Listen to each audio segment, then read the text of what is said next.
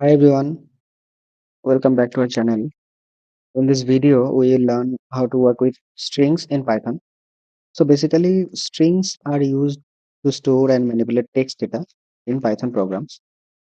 And string operations are essential for tasks like data cleaning, user input handling, and text processing.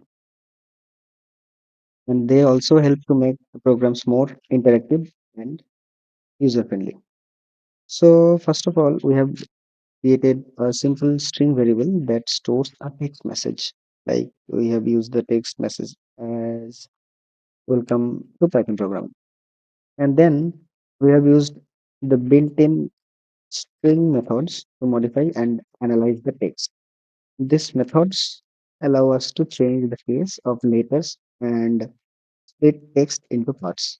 So we have splitted the complete text within four different parts. And then we have formatted the strings dynamically using the if string. Like we have created a new text message using the if string as Alice is learning Python, where Alice is referred as name and Python is referred as the course.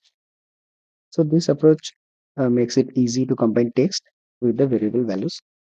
And Python string operations make text handling simple and powerful, and they helps us to build clean, readable, and interactive Python programs.